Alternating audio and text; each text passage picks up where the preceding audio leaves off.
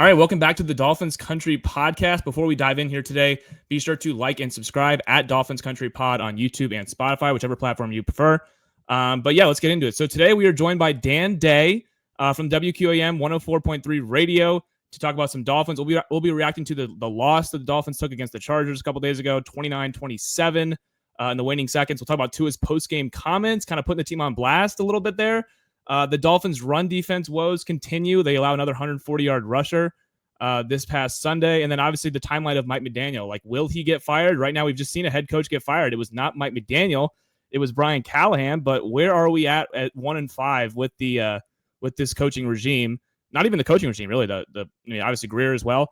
But yeah, we'll get into that today. But yeah, first of all, Dan Day, thank you for hopping on the podcast and giving us some time today. No, so happy to be here. Very excited. It's always exciting times whenever you got the Dolphins, whether it be good or bad. It's always fun. Correct. Absolutely. So let's start out with Tua. I mean, this was the big thing after the game. Everyone was talking about it. Tua kind of puts the team on blast, says guys aren't showing up to player-only meetings. Guys aren't really showing up on time to player-only meetings. Obviously, McDaniel the following day kind of said, that's not really the time and place to voice that frustration. Obviously, you're just coming off a tough loss. And, I mean, whether he was trying to or not, he kind of confirmed that there is problems in the locker room, which we kind of knew, but he just confirmed that. It's like, okay, there's something wrong in the locker room. And again, whether he tried to or not, it is kind of an indictment on McDaniel when guys aren't really taking, again, it's player-only meetings, so it's not like the coaches are involved necessarily, but when guys aren't taking those seriously, that means there's probably an overarching issue at the top. So again, I don't know if Tua was trying to call out McDaniel. Obviously, he was calling out the players mostly, but he also is a captain of the team. So where do you kind of fall on that? Obviously, if you're Tua, you want to keep that in-house if you can. If there's an issue, which it looks like there is, you want to try and voice that in-house. It didn't happen like that. So where do you kind of fall on that? Could he have handled that differently? Oh, absolutely. Rule 101, especially in football, but in any business or really in any family or in any type of atmosphere, is you keep it in the house. You don't let it out. You just polarize everybody by doing something so crazy like that. He just has to know that. Tua has to be smarter than that. And this is the thing about Tua. If you haven't noticed, he has not spoken outside of the Dolphins facility or at a podium since he made that big mistake on the Le Batard show. That goes to show you Miami knows he puts his foot in his mouth. So they don't want him out the house. They don't want him saying crazy things. And they protected him as much as they can. And he does it again. Rule 101, do not air your dirty laundry. Your mother tells you that when you're a little kid. He did that. But with that being said, I think it was just a frustration thing for Tua. Yeah. He's trying and he's trying and he's trying. And the thing is, the guys that were already lost, he didn't lose them again. They were already gone. Correct. So the guys that he could have, quote unquote, been calling out, probably already gone, not listening to him anyway. Yeah. They're not showing up at the meetings anyway. So it's more of him just trying to clean out his closet, dirty laundry. I don't know if it's so much of calling out Mike McDaniel. I don't think that was his direct intent. Yeah, but I do think it's just not a good look. And I'll tell you this, it might not splinter the locker room as much as you think, but it's definitely not bringing them together. And another thing is, this could be, and it sounds bad, it could be somewhat of a rallying cry. Sometimes your coworkers or your family members do something that you don't like, and you go to them, and I think Aaron Brewer even said, I haven't talked to my guy yet, but this. So he's still calling him my guy. You go to your guy, you've been on teams, you've been in organizations and said, what are you doing, man? Come on. And they come to you, and they're honest with you. They say, you know what? That was stupid. I was frustrated. It was off a loss. I made a mistake. And, maybe that's a way for this room to come together. But I think his intent at the time, honestly, was just frustration and not thinking very much with his head. I totally agree with you. I think off of a tough loss like that, and you're kind of getting asked questions like, well, where do you go from here? You're 1-5. I think all of that compiled was what gave that answer. Obviously, he put his foot in his mouth, and he hasn't been on these podcasts to where he can kind of keep saying these kind of things. So yeah. And Tua used to be a really good podium guy. I mean, he used to be very, very direct at the mic, and he used to say all the right things. And it feels like after the last few years, I don't know really what it was. Maybe it was after Brian Flores left. I don't know the exact time. But he has had a tendency to put his foot in his mouth here as of late, for sure. And obviously Mike McDaniel, he knows that you probably can't say that there and air everyone, because now you're talking about it on, Sports Center, Countdown, all these people are talking about it now. And it's like, ooh, now it's a big thing. I mean, it could have been internal, could have been handled in-house. Now it's like everyone knows there's an issue in Miami. And again, I don't think he was trying to call out McDaniel, obviously, there, but it does reflect on the coach a little bit, whether he was intending to or not, because it's like, oh, there's an issue there in Miami. It's like, well, you're 1-5. The fingers usually start getting pointed to the guys higher up. You don't cut a quarterback, even if he, made a mistake in the press conference. He's making $150 million. So sometimes that falls on the other guys, whether you intend to or not. But yeah, we can now get to the actual game part of it. The Dolphins suffered another tough loss in the final seconds, similar to the Carolina game, losing at the end. Similar to the New England game, losing at the end. So they've suffered a few of these tough late game losses as of late. It seems like, again, and it's annoying for me to kind of keep going back to this and kind of ringing this bell again, but it's the run defense again. I mean, it's unfortunately every single game I look up and it's like another 140-yard rusher. For this time it was Kamani Vidal, who I believe is the third string for the Chargers. They're without Najee Harris and Omarion Hampton, obviously. Last week it was Rico Dowdle, who was in for the injured Chuba Hubbard. It's just like every week it's somebody else. It's an issue that I don't think you can really overcome. If your run defense isn't good, there's not even really a chance. I mean, you're not really getting into third and longs to kind of set up your pass rushers to pin their ears back. I don't know. What do you make of this defense? Because this is now what we know about the Dolphins, just real quick. The Dolphins have scored 27 points in every single one of their home games. So you think that's enough to win the game typically. The problem is they've been giving up 30 plus in most of these games, so it's tough to win. This one's just 29.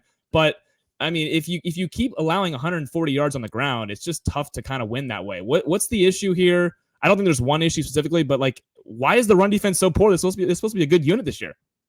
Yeah, that was the thing. Kind of Mike McDaniel's whole game plan was this front seven's going to put a lot of pressure on the quarterback. We're not going to expose our secondary as much because we know we just don't have the personnel. Right. And then when the front seven didn't get through, things started getting really bad. It's a combination of a lot of things. Zach Sealer has played just absolutely awful. I never saw him playing like this. I think he's maybe in his head a little bit. Yeah. I think he's just trying to earn and push too much. And the same thing goes with Kenneth Grant. He's learning on the job. This is one of those things. Everybody's like, well, you're a first round pick. You have to be great. He can be, but he can't just automatically go from college to the pros and be good. And teams are picking on him and they're going after him. He's a little bit in his head. And then you've got guys like Benito Jones who are holding their own, but at the same time, they've got a lot of things going around. And I mean, got to be honest with Chop Robinson and Jalen Phillips, who I'm really down on after what happened at the end of last game.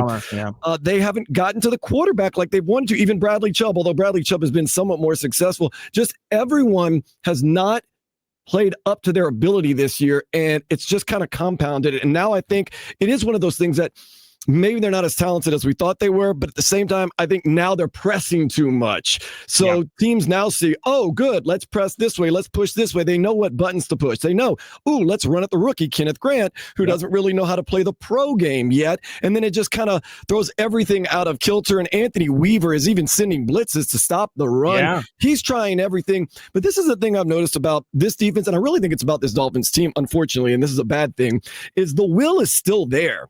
This team still believes and still wants to win and be better, but it's one of those things. You're rah, rah, rah, rah, rah. Then you look around and go, I don't know if we have enough to compete like that. Yeah. And I really thought that this last game, after what, Rico Dowdle did to him, and I know he's been a decent player, but nonetheless, they kind of got embarrassed that they were really going to come out with a lot of pride and they were going to have a lot of fight and a lot of intensity, and they were going to shut down the run against San Diego and get to the quarterback. And they didn't really do that much. They did a little bit better. First half they were better, Which once again leads me to the point of, we're going to get after him. And then you look around and go, oh, we want to, but maybe they just don't have the studs to get after the quarterback or to stop the run. They're very limited in what their roster is built on. Yeah, I think that's a good point. I've seen some clips going around where it's like Kenneth Grant and Savai Knight, these high picks, it's like their technique's a little bit off. So that kind of makes me question whether is it the coaching, because these are high draft picks. These aren't supposed to be like immediate no impact guys. I mean, when you draft the guys high like this, they're supposed to be, whether they're good or not, I don't know, but it's supposed to be immediate impact guys. I mean, at least immediate starters, where it's like, okay, you can put them out there and they can be like decent high floor guys. We haven't seen that at all either. Again, maybe there's technique stuff going on. Maybe there's stuff in their head that's going on. But even Chop Robinson, this is year 2 Chop Robinson. I feel like he hasn't really popped at all. I know Chubb has I believe 3 or 4 sacks, but even the explosiveness there is kind of gone a little bit. And you can expect that off an ACL injury. We saw it with Emmanuel Ogbah, certainly. Phillips just not really finishing plays. That's another thing. It's like the Dolphins can get close to the quarterback. They're not really necessarily like executing and finishing plays, which makes, a defense go from this to this, obviously. So yeah, there is a lot of that. I'm honestly shocked that the run defense is as bad as it is. I know Calais Campbell had an unbelievable year last year, almost out of his skis. Deshaun Hand, I know you lost a couple of those guys in the interior, and you're kind of banking on rookies, Jordan Phillips out of Maryland and Kenneth Grant, and obviously you bring in Benito Jones, and Zach Sealer's play has completely dipped. I mean, who saw that coming? So obviously there's all that compiled on top of each other makes it a really poor defense. But again, it's not like they're getting crushed by like household names. I mean, Rico Dowdle and Kamani Vidal, you're not even facing the Bijan Robinsons who you're going to face here in 2 weeks. You're not necessarily facing these unbelievable players. As far as the Chargers O-line goes, I think they were down 2 or 3 starters. Carolina was down Robert Hunt when we played them. That's their best offensive lineman. So it's not like we're necessarily facing like the Eagles or anything like that. So it's definitely concerning, no doubt about that. And ultimately, I want to get your opinion on this. Right now, we're 1-5, right? So you can't get much worse than this. Mike McDaniel's still here. Brian Callahan became the first head coach fired just a couple days ago, but maybe it was yesterday.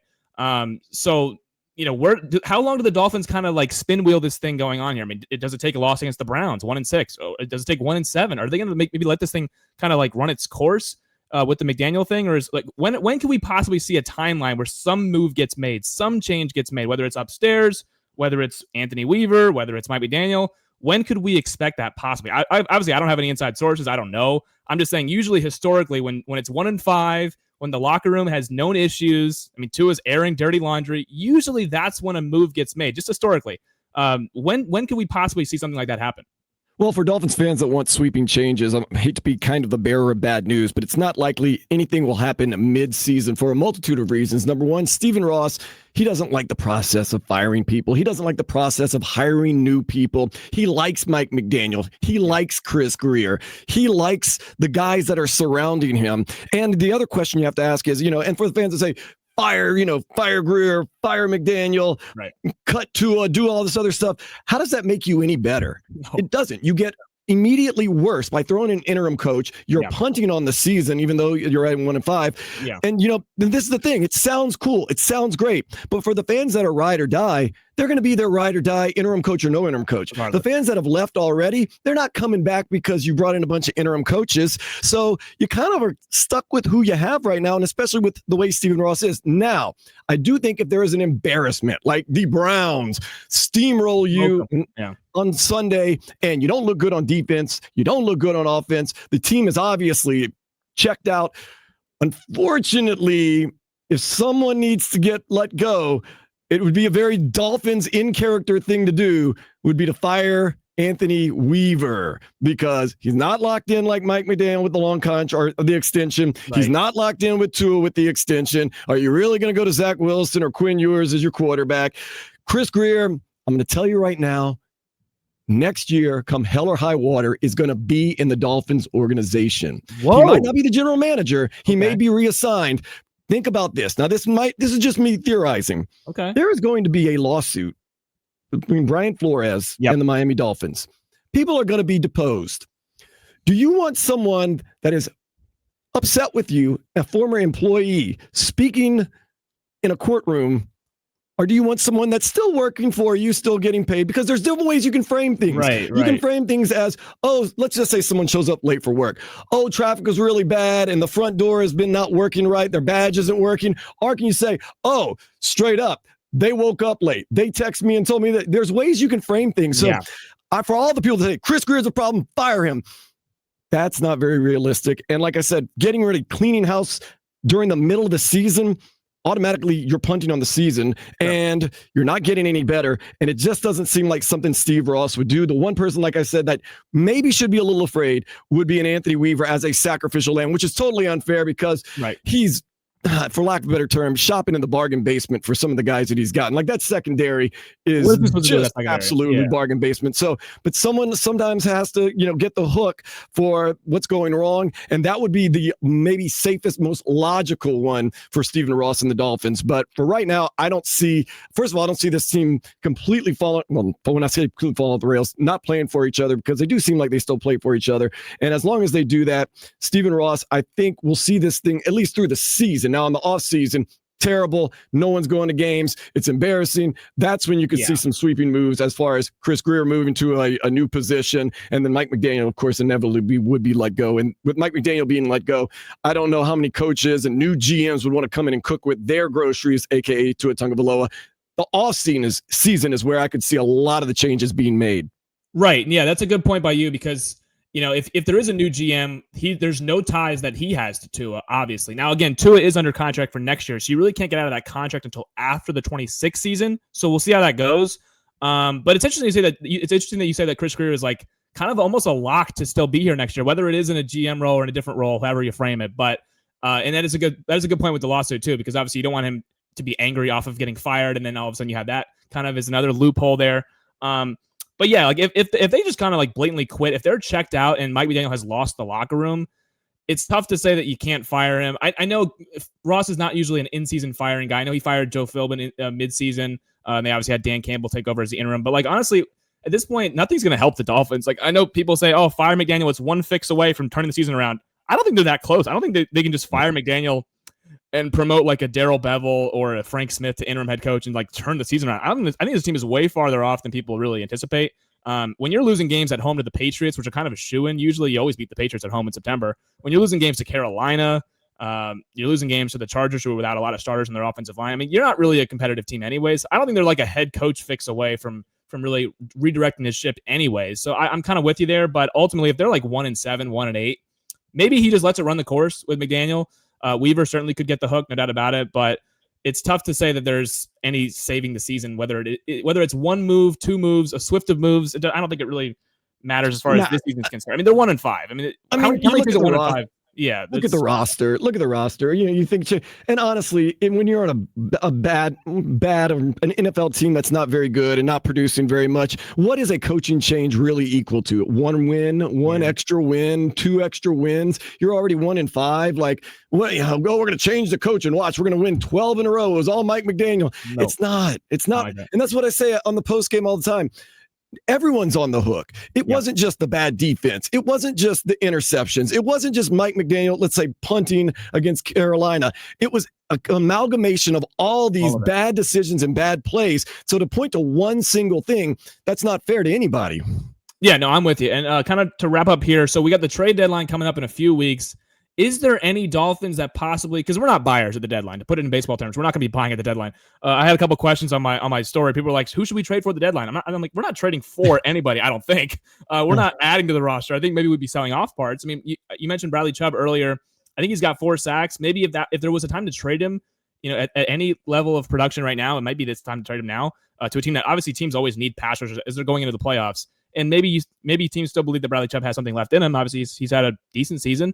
As far as just the numbers are concerned. So maybe you trade him. Obviously, there's floating the idea of Waddle. I don't think they trade Waddle, obviously. But, I mean, that's one of their young core pieces that I believe that they'd want to still have. But who do you think possibly could be, if there is any, guys on the move? Because I think we both agree they're not going to add to this roster. They're not buying, obviously. They might be selling off parts. So who do you think possibly could be maybe traded away if the season really is, it's over with? Yeah, you'd say, oh, you get rid of the best players. Anybody that's worth thinking, you can't really get rid of Devon Achane. He's still on the rookie contract. He's been your best player. Waddle, he's got a big contract, and you kind of, that's not a very good look. Plus, you got to have Tua be happy and healthy. It's one of those things where you start looking around, and Bradley Chubb, of course, is someone who's been around. He's got some resume that's been built. Yeah. Jalen Phillips, although he's not performed well this season, you take for granted some of these coaching staffs in the NFL believe they can change anybody, that they can do anything. And although he's slipped off of sacks and Miss Justin Herbert, he looks good. He looks the part. There's a coach out there that could see him and say, if we can get him on a special deal, or this is the last year of the contract, we can use that pass rush. So those are two guys that are pretty obvious. But everybody else on the defense, really, that's about it. There's not a lot of, I wouldn't even say valuable pieces. And at that, what do you get in return for that? I mean, if you're talking 5th, 6th, 7th round picks at this point, you might as well just stay with them. If you're going to get a 6th round pick, it's like, wow, and are you going to trust that pick will be worth anything? And whoever's picking, let's just say, is that going to be somebody that can actually make a good pick? And I mean, how many 6th rounders, Tom Brady, I get it, but how many 6th rounders are really are going to be a big impact maker? And a lot, to be honest with you, once again, I don't think Mike McDaniel and Chris Grier should be looking towards the future too much. They should be looking towards the right now. So, like I said, I think you're kind of like, we've been stuck with this team. There's been little tweaks here and there, but for the most part, this is the team that you're stuck with, and there's not a lot of value out there for what you could possibly give up. Yeah, I think that even if they trade them for picks, are they going to be making those picks in April, possibly when this time comes? Probably not. I mean, this might be the last year of it. I mean, it very well could be. We don't have any insights. I don't have any inside sources, but it very well could be the last year for those guys. So yeah, they got to be thinking present, not future. But if this team is completely out of it come Thanksgiving, there's really no point in kind of holding these guys hostage. Although it's not like it's that good of a roster to like. I kind of figured before the year started, I was like, if it goes really poorly, we could trade Tyreek Hill, we could trade Bradley Chubb, guys who are too good to be on like losing teams. Like I expected them to be like, okay, Tyreek Hill, maybe you trade him to the Chiefs, who's still good enough to give a team like a playoff contender, a kind of a spark plug late in the year, or Bradley Chubb, or guys who have, built that resume. Like you said, they have some cachet around the league. They could possibly be on the move. Obviously, Tyreek is now out for the year, so that changes everything. Bradley Chubb, we'll see. But outside of that, it's really not like I was thinking maybe Minka. Do you trade him again, even though he just got here? There's just not as many like guys that are like valuable pieces. And again, that's a safety. So that's not like, who is really clamoring for any of these Dolphins players right now? You just gave Sealer a huge extension. Phillips, we'll see. On the offense, I really can't see. You don't trade A-Chain on a rookie deal. Maybe you give him an extension like James Cook, but ultimately that's for the future. We're not going to be talking about that right now. And Waddle, I don't think that Waddle is going to be on the move. I've seen that floating around. I don't believe it to be true, really. And on the O-line, who's really taking any of these Dolphins offensive linemen away from us? No. I don't really see any of them. So, that's probably a good point. I think you probably just stuck with the roster, honestly. That's probably what it is, and no one really wants to hear that. This is probably the core. This is probably the roster that we're going to see the rest of the year. We'll see if they turn it around. If not, it might be a high draft pick come April, which who knows who will be making that pick. We'll see when that bridge crosses here. But yeah, Dan Day, thank you for hopping on for about 20 minutes and giving us some time to talk some Dolphins. Mike, always a pleasure. Anytime you need it, man, let me know. All right, appreciate it.